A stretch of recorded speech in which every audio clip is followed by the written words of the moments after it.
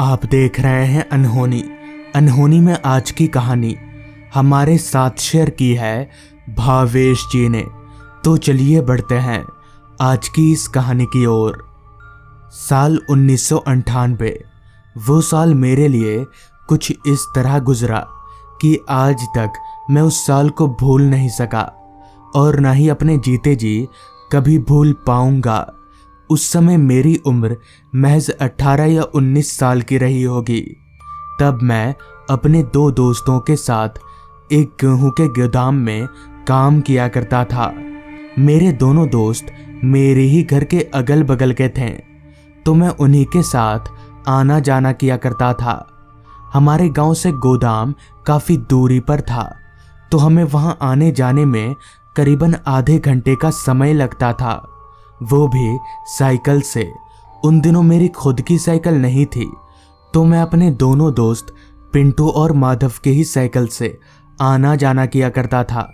हमारी ड्यूटी सुबह के 9 बजे से रात के 8 बजे तक की होती थी।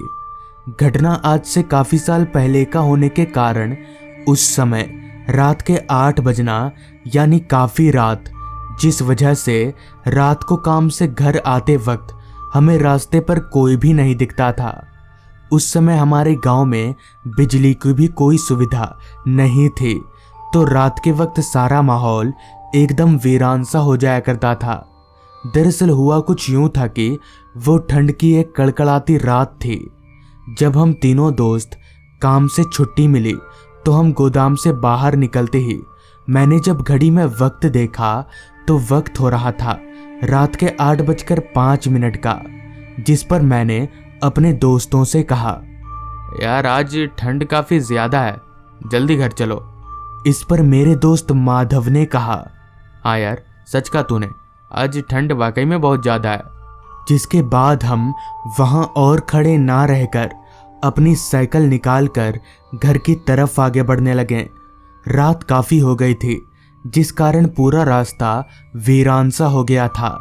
साथ ही साथ पूरे रास्ते पर अंधेरा तो इतना छाया हुआ था कि ये रास्ता इस दुनिया में ही ना हो, और ऐसा हो भी क्यों ना। अमावस की काली रात जो थी, हवाएं इतनी ठंडी ठंडी चल रही थी कि हमारा पूरा शरीर ऊपर से लेकर नीचे तक कांप रहा था। खैर, हम हर रोज अपने साथ एक टॉर्च रखा करते थे, तो हम टॉर्च की रोशनी के सहारे आगे बढ़े जा रहे थे। सन्नाटा तो पूरे रास्ते पर इतना फैला हुआ था कि बीच बीच में आ रही रात कीड़ों की आवाज़ें इस माहौल को और भी ज़्यादा सुनसान बना रही थी। अभी हम आगे बढ़ ही रहे थे कि तभी हमारी नज़र रास्ते के किनारे चल रहे एक आदमी पर गई, जो कि हाथ दिखाकर हमें साइकिल रोकने का इशारा कर रहा था।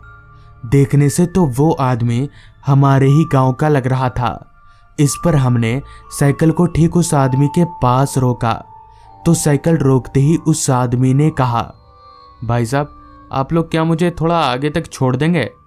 मैं माधव के साइकिल पर बैठा हुआ था, जिस कारण पिंटू की साइकिल पर जगह थी, तो मैंने उस आदमी से कहा, हाँ भाई साहब आप इस साइकिल पर बैठ जाइए।